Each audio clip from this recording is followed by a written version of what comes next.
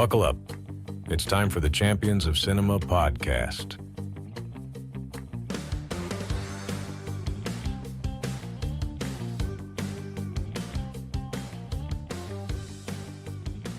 Welcome, sports fans, to the ultimate cinematic arena. I'm your host, Joe Walker, and this is the Champions of Cinema podcast. Fellow producer James Marshall and I are deep diving into the heart-pounding world of sports movies, the victories, the defeats, and the unforgettable moments that make us cheer, cry, and believe in the power of the underdog. James, I've given you a tough one to watch this week, but it's going to be a little bit different to some of the stuff that we've done before. I think this might be our first comedic movie. Yeah, I suppose. So definitely the first bowling movie. Spoiler. Before we get onto that, those exist. Let's talk about what have you been watching recently. Well, Joe, we both just watched a very exciting university American football game. We did, yeah. We're We did. recording as of Saturday night at the moment, just after the University of Nottingham have beaten UWE. Incredible game. Very interesting game. But yeah, good one. Not bad at all. And always fun to watch something interesting, yeah, for sure. Absolutely, yeah. No, it's a quick turnaround from the last episode, so we haven't had time to watch much different other stuff. Whereas I think we've just talked offline about me watching a Kevin Costner movie, which was The Untouchables. Yes, of course. A movie that has a trope that we often have in any of our movies, a place where there's an older mentor and a younger, impetuous guy who needs some help getting to where he needs to go in his journey. Completely side talk, but do you know the link between The Untouchables and Soviet cinema? Do you mean, is Soviet cinema as in just generally Soviet movies? Or is there the scene where the pram goes down the stairs? Oh, is that from Battleship Potemkin? It's something about Odessa? The Odessa Steps. I think that's on Battleship Potemkin. Perhaps. I think the film... Yes, it is. Very good. Joe studied film, bitches. Look at you, Joe. But yeah, that was an homage to that exact scene of like slow mo, like no, my baby. I don't think I've ever seen Battleship Potemkin at all. But if you asked me any Russian cinema movies, the only one I'd be able to tell you would be Battleship Potemkin. Incredible. Sorry, that's the only one I can give you. You're more Russian than me, Joe. No, but this isn't the Champions of Russian cinema, is it? Oh, boo! There goes our audience. No, it's the Champions of it's the Champions of Cinema, and it's all about sports movies. And today, comedic sports movies, James. Sports movies. Yeah, and this one's a bit of a strange one. I don't know how this landed with you. I don't think it necessarily landed as the best sports movie we've ever seen, but it's one that I hold dear to my heart. But again, I think maybe it's because of a few scenes that I really love in it. And maybe we should just do something where we just do the shorts where I say, hey, let's not watch this whole movie. Let's just watch these fantastic scenes with these great characters. But today, we're covering the 1996 film Kingpin, which stars Woody Harrelson and Bill Murray, and has a few other decent actors in it as well. What did you think of this? Just before we get started, I want to ask you. Sure. I'm going to ask you the other way around. Okay. To what we usually do.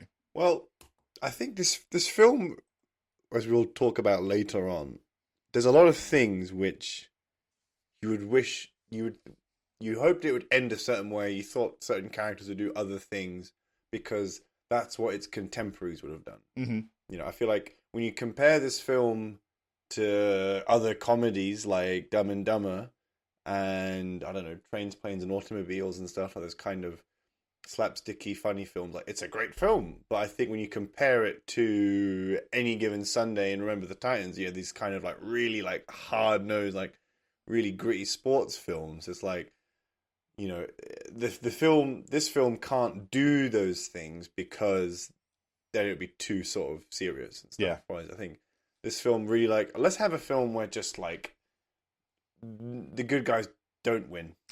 Spoiler, it's just like, there is no hope. Like sometimes life's just shit. Or you'll look out, or you can look out. That's the other option, isn't it? You don't necessarily win the conventional way, but you might look out as well. Interestingly, you mentioned Dumb and Dumber there. And do you know how this movie is connected to Dumb and Dumber?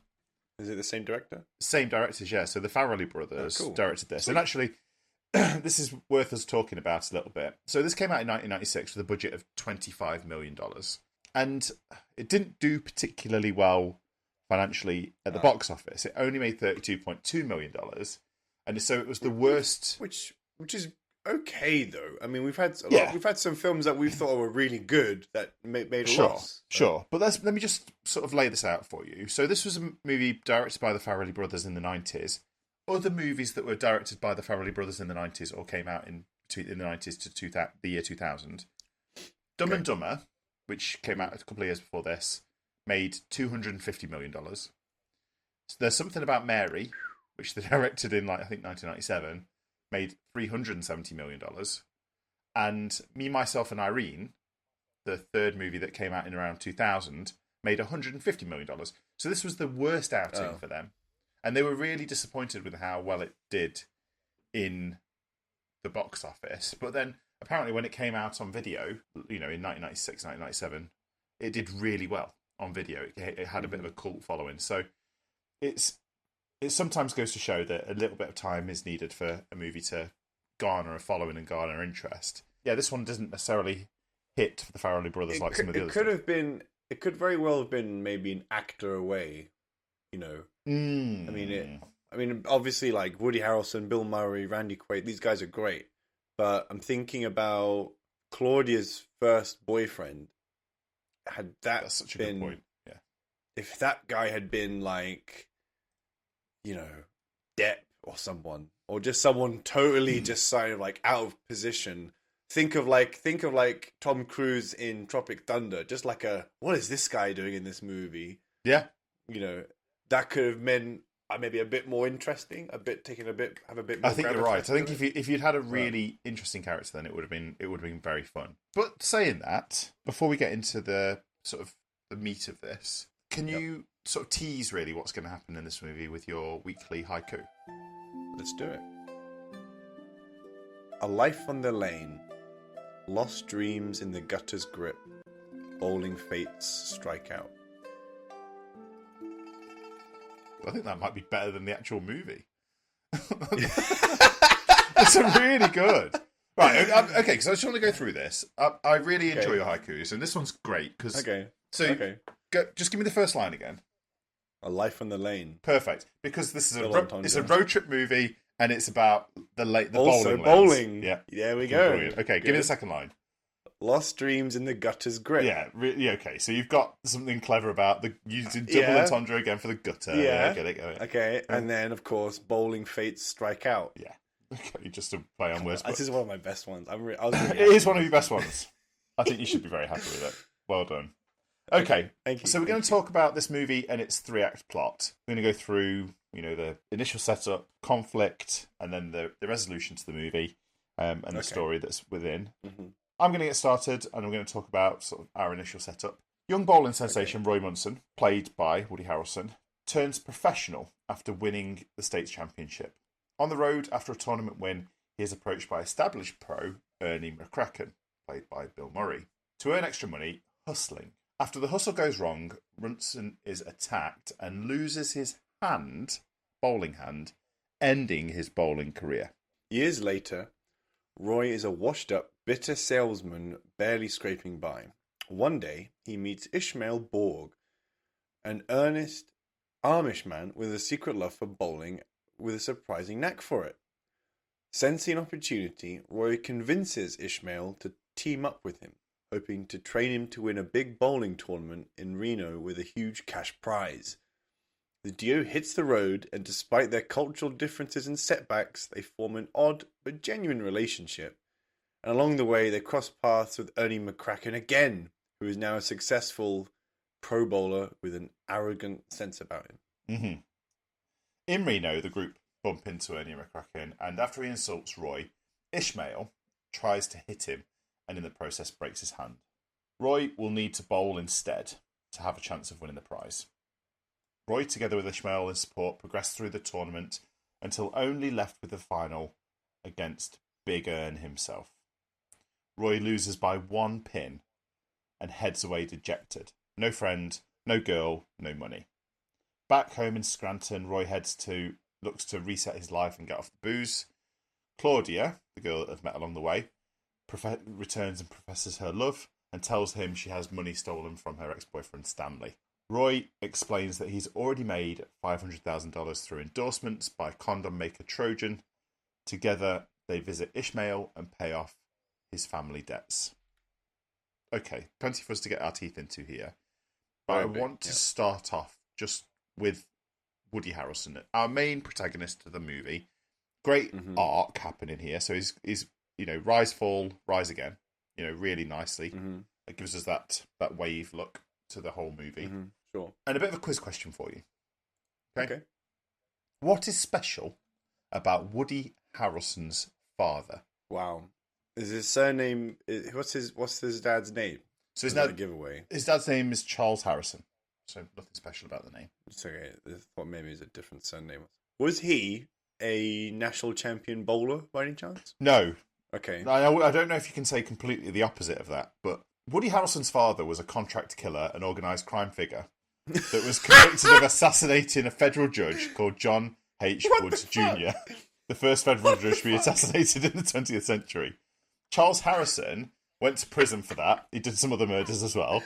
There's some thought that possibly he might also be the father of Matthew McConaughey. No fucking way. So they potentially Wait, could be... what the fuck? So they might be half brothers. What? Because he's also a Texan. Oh, Jesus. Yeah, no, not a. Apparently they've been talking. Apparently the two of them found this out in sort of 2023, and they've been talking about potentially doing a DNA test to find out if they are related. Goodness. Oh my goodness. Oh, that is some news. This movie is wild when it comes to how its story is built. It's got a lot happening. It's comedic mostly. It's fiction, but it's really good fun. I love that this has got very similar themes to The Colour of Money, which you covered in season 1. Yes. The hustling efforts especially, and how there's this whole like older character who's going to teach a younger character how to hustle and all those kinds of things. It almost feels like it's got some shots that are shot for shot, just stolen from The Colour of Money. Sure. Do you reckon that's the case? Yeah, that's fair. I'd say Colour of Money was more about the hustling side, whereas there are hustling elements in here where they do the whole dictionary salesman skit and stuff, and it's that whole like, I'm not really good at bowling, blah blah blah. Then right at the end, you get all the money because everyone starts betting huge on you against you. But I'd say this film obviously has a bit more about the competitive bowling side, the goal as they go to Reno, but similar in the sense that both films have an end destination tournament place. Absolutely. But on the way, it's right. Let's try and make some money. Yeah. And then you end up losing it. So So and there's a girl that you meet along that sort of is an addition to the act. Absolutely. Right? Yeah. So there's the double act plus the trio that makes it up. This movie's got some interesting stuff going on with the Farrelly brothers, who were the writers and also the directors for it.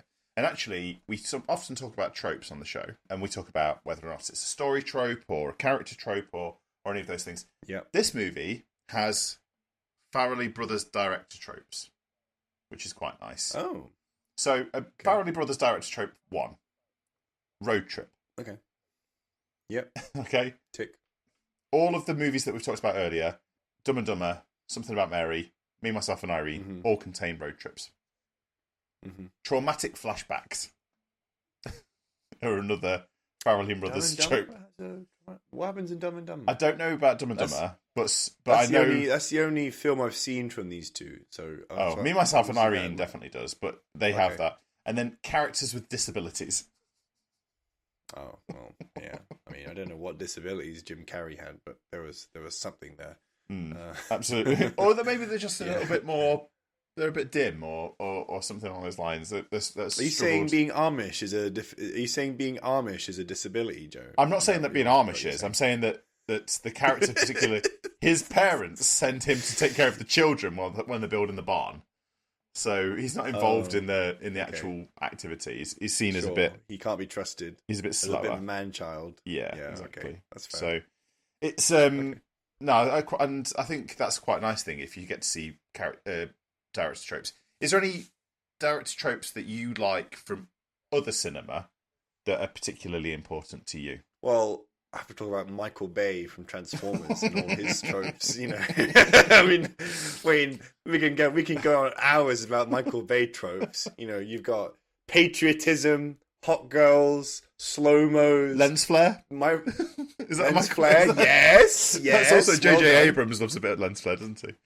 He's obsessed. And one of my favorites is like the hero pose, like the hero 360, where like the camera goes spins around the entire as he's like looking stoically like around. So whether it's Mark Wahlberg or The Rock or whatever, those are great. Optimus Prime, you see, Joe, you shouldn't. You gave me an avenue there to somehow squeeze in.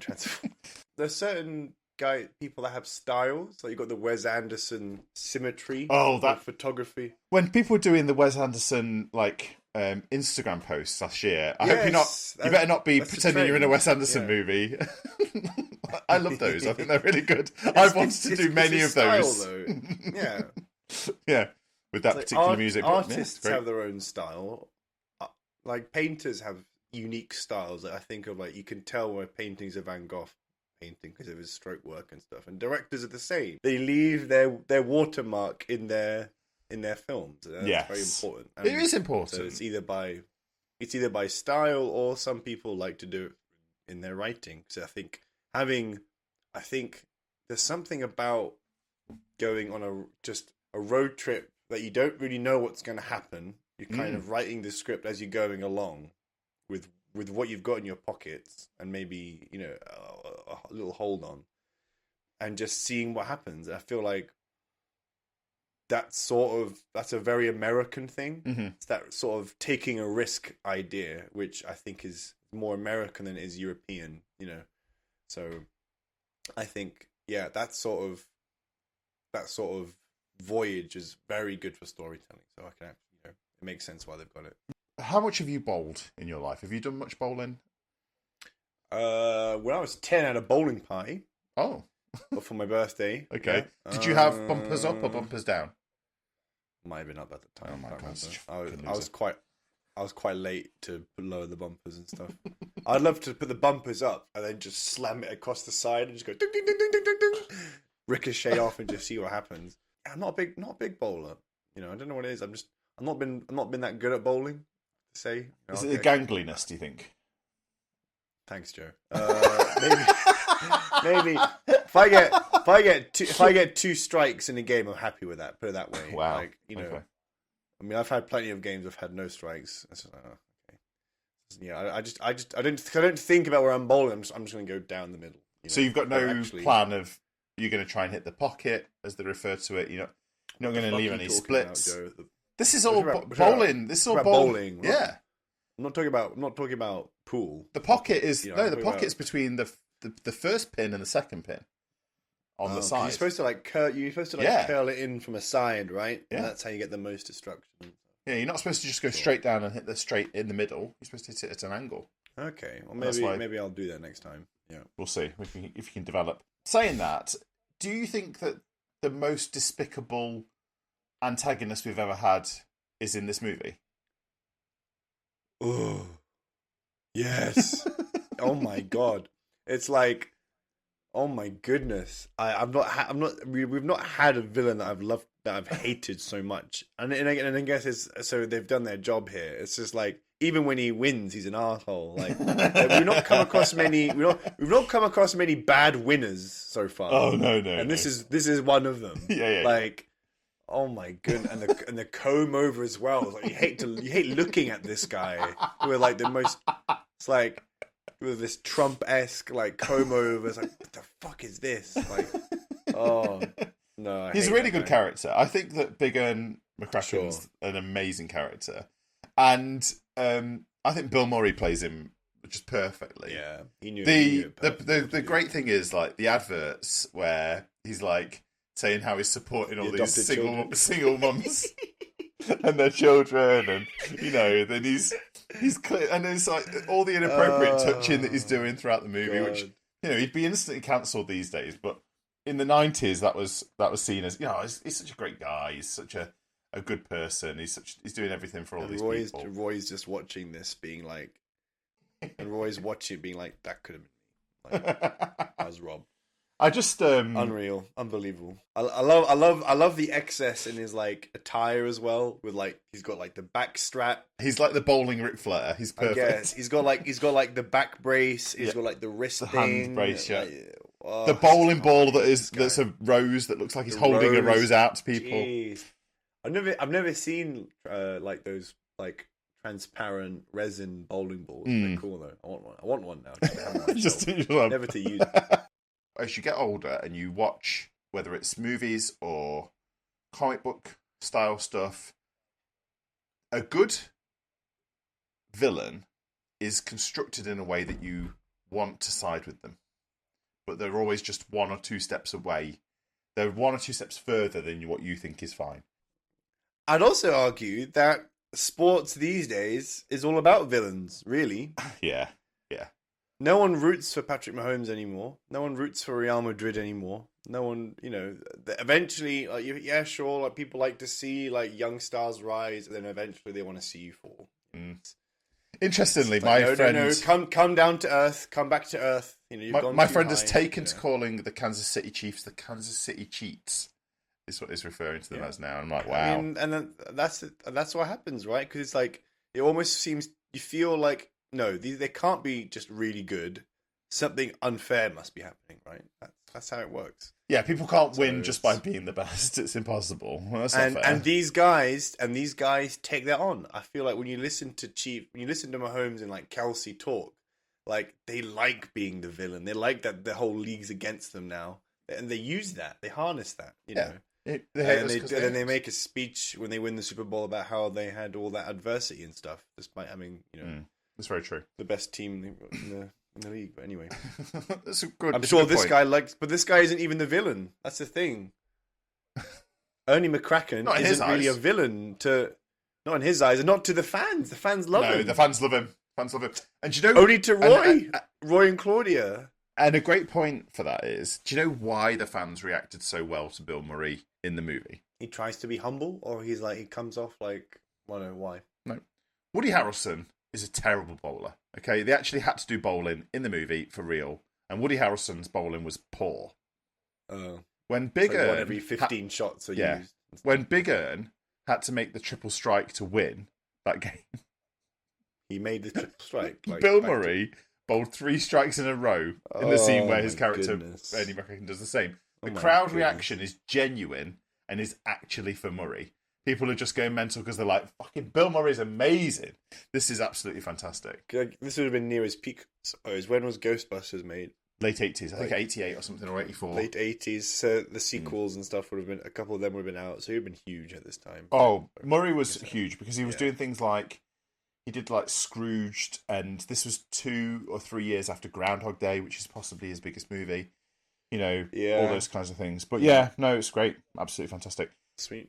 Yes, we're not getting a normal outcome in this movie where you're thinking, oh, Woody Harrelson's character's going to win, everything's going to go normal, and we're just going to see, the perfect outcome, which I love.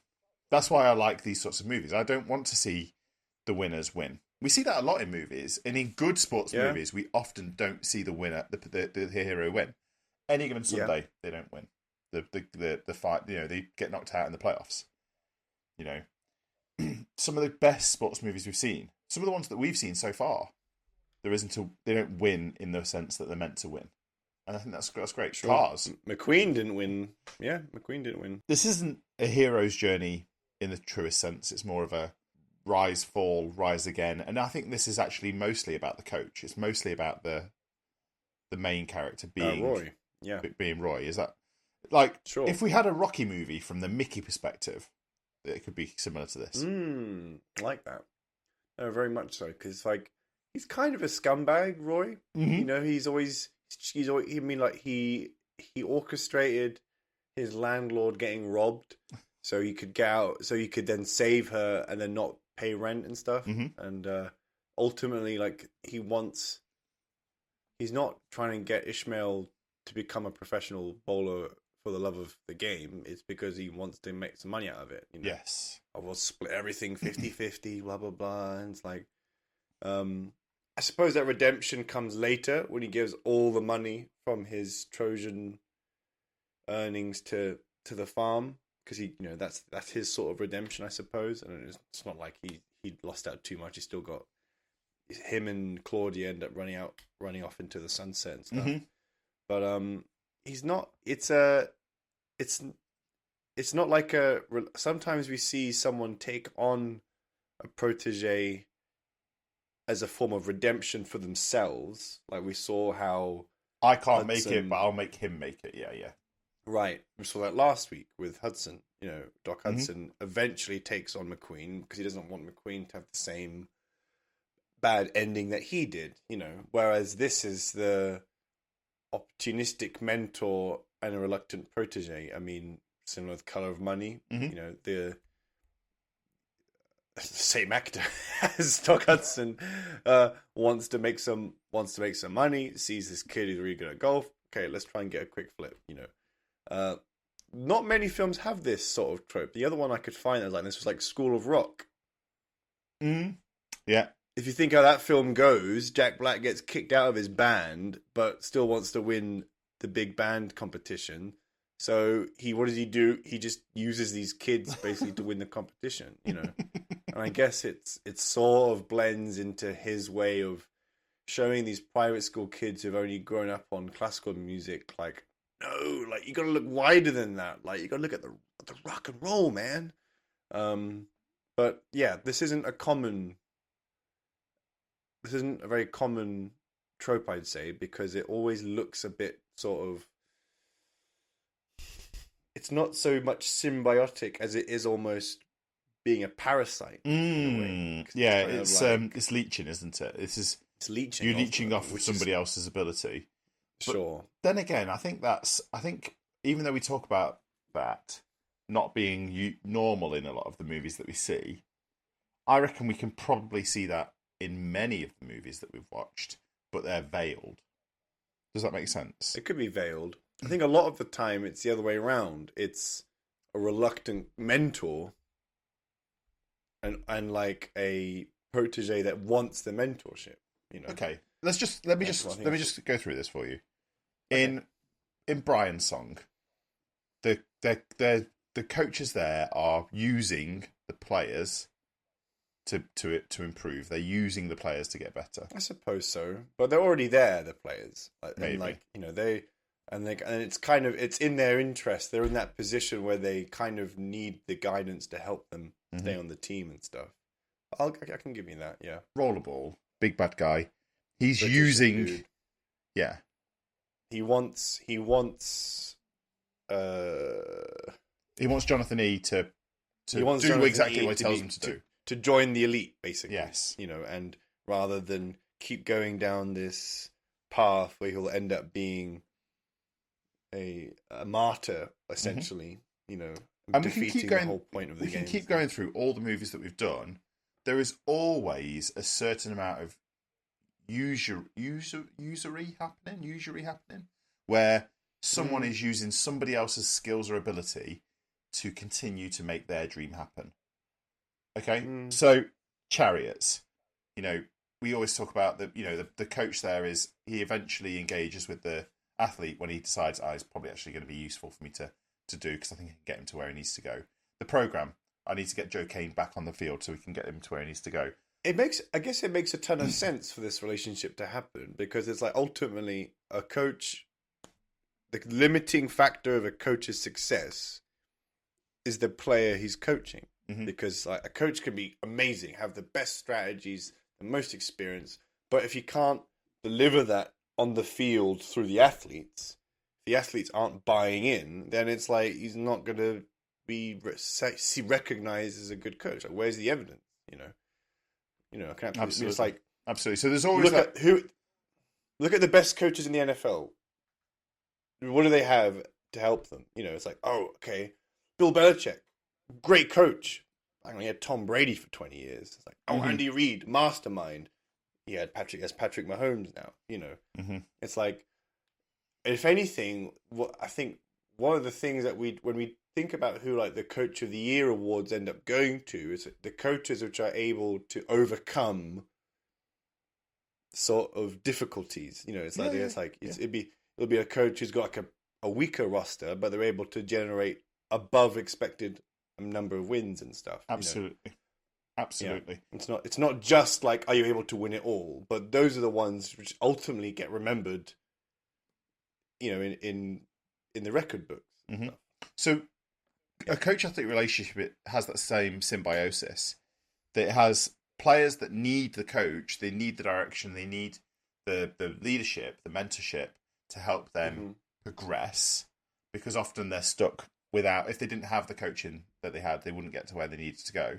But the coach also needs the elite athletes to be able to get them to where where they're going to go. It's quite an interesting relationship, really, and it's not one that is completely. I think the phrase would be altruistic, so wanting to give without receiving, or wanting to help somebody achieve without thinking it's also going to help me achieve. I read something the other day that struck me really heavily. I was sliding through some stuff. And it said, every man at some point will bury their father, the only man who ever wanted them to outdo them. Wanted their son to outdo them. Yeah. And interestingly, I think that good coaching relationships are like a father-son relationship. A good coach wants you to outdo them as an athlete. Because every coach knows mistakes that they made, or has certain regrets that if I could go back, maybe I would have spent more time in the gym. Maybe I would have not rushed myself through rehab with that injury, which got me re-injured, got myself properly healthy, and I've had a better trajectory. So I suppose they want to pass on their learnings, their lessons, their knowledge onto the younger athlete, so they can exceed. Like you said, use their learnings to go above and beyond where they would if they didn't have that information. It's the leg up, yeah.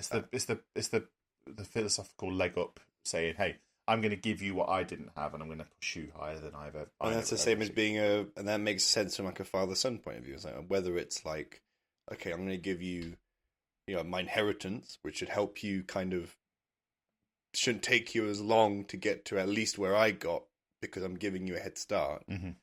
Or I'm giving you knowledge that from stuff I learned, so you don't make the same mistakes which set you back. So yeah, that's real, and that's kind of why we see lots of times where that coach relationship is very paternal. Mm-hmm.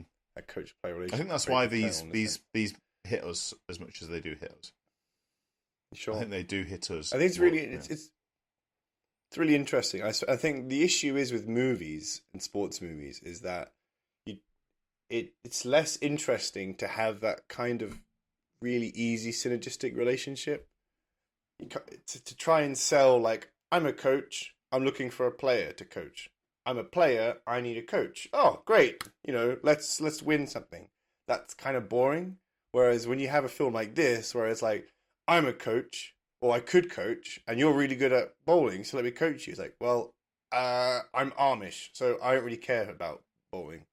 That's more interesting. That's kind of different, more engaging. So that's something which I'd say is like a serious thing which splits when we compare sports in movies and we compare sports in reality. That's a really important division where we see a stark difference, because in real life, there isn't always how often you see that reluctance. Yeah. If you don't want to play something, you're not going to play something. But but in there's extra elements like financial reasons that come into play in movies, which are kind of more sort of, from a story point of view, they're more interesting.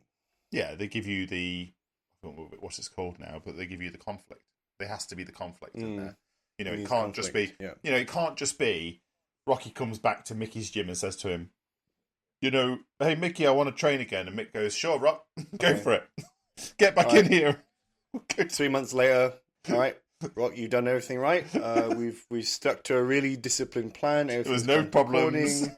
We feel really good about you facing Apollo, and even if you lose, you're still kind of young, so we can go later down the line because I should be healthy. There shouldn't be any in-the-ring incidences that will threaten my health. And yeah, here there's a Russian that wants to fight you. You know, it's like that's just that would die. We wouldn't be talking about Rocky anymore. Would you like to have seen a sequel or prequel to this movie? Or have you? We kind of got prequel elements, didn't we? In terms of him, you know, when he had his full hand, it was quite good. Although he never had a fully fledged out career. So here's what I'm going to do. Maybe an Ernie film. I'm going to pitch for you. Okay, here's my pitch. Okay, go ahead. Just do a remake or a modernization of this movie. So bring it up to date by 30 years. Cool. And give me Roy being a coach properly now. Big Ern has moved into commentary and he's constantly referring back to how he always beat Roy and how Roy, you know, is no good with his dodgy hand. And doing commentary for the whole movie because he's the star. Let him carry it. And then give us Roy having to coach a young amputee character as the main athlete who has to overcome his disability. Cool. Yep. Cast ideas? You thought about that? I want the same cast. Same guys. But I want some unknown amputee kid who has to learn how to bowl. And I want it to be a feel-good movie, but it still has elements of, you know, Bill Murray being bigger McCracken. There's always going to be slapstick stuff with someone's hand coming off and things like that. Yeah. You could get almost a bit more like a kid, like a Bad News Bears kind of vibe to it, where he's like having to coach and he's like, I don't want to coach. Or Dumb and Dumber 2 sequel, which is set in the future with a kid involved. I've seen it. No. I think it's, what's it called? It's Dumb and Dumber 2, but the 2 is spelt T-O. Yeah. Okay. Yep. Okay. Yeah. But that was my idea anyway. I like that. I like that. It's a fun fun makes one. sense. Is this movie popcorn fun, or is it an art house utter brillianceness? This is definitely popcorn fun. Yeah, it's completely a popcorn. This is the most popcorn fun film we've had. 100%. Because it's slapstick comedy. It's funny. Did you laugh at least during this? I acknowledge the humour. I'll say that. What does that mean? Like, You're like, oh, there's a joke there. That was a joke. Yeah. Okay. Maybe, perhaps I exhaled from my nose slightly, Joe. Maybe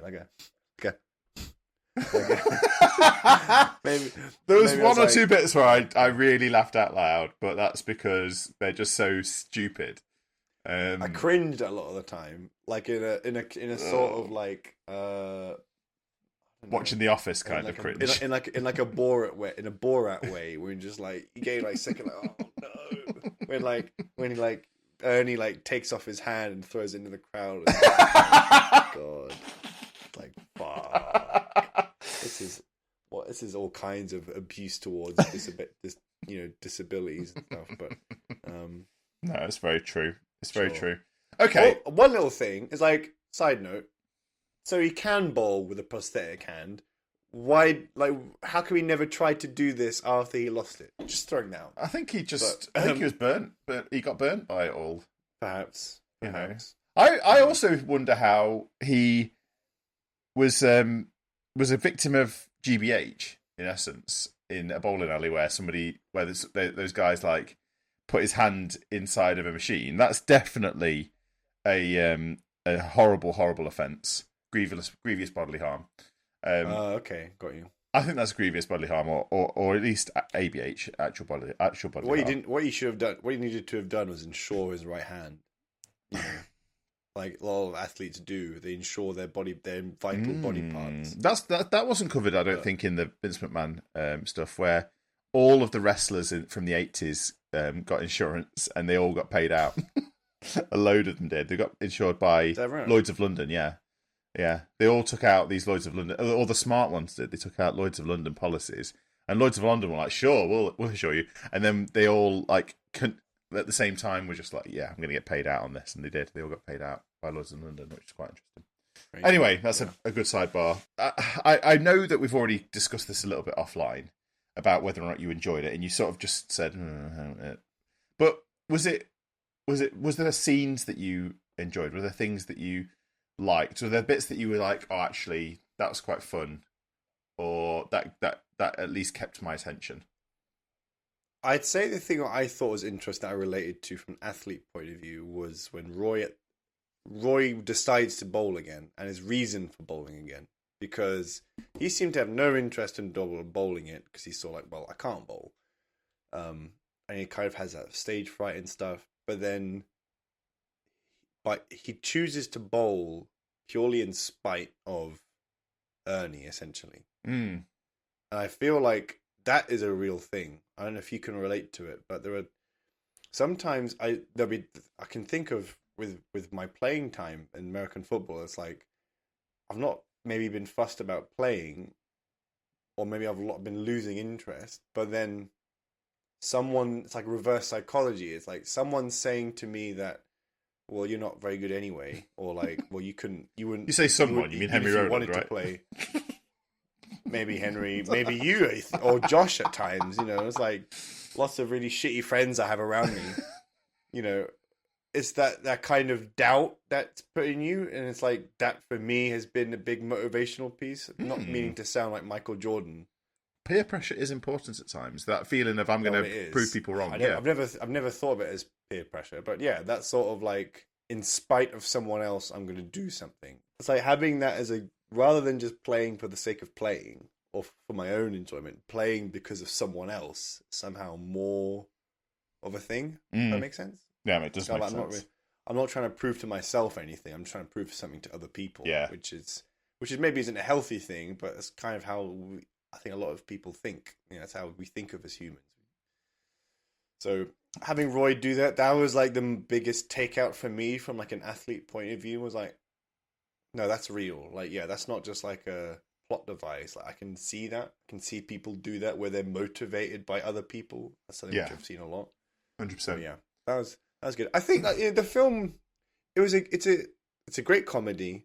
I think the issue is, for reasons that we've discussed already, for it to be a comedy that's engaging, it has to sort of abandon certain realities in sports. Yeah, I agree. I think, it's like as we've said, like the relationship objectively between Woody and Ishmael, it's a really crappy coaching relationship, as they've tried to abandon each other on multiple times. However, from a comedic point of view, like you can see it, like, okay, like, this is conflict. Yeah, this is movie.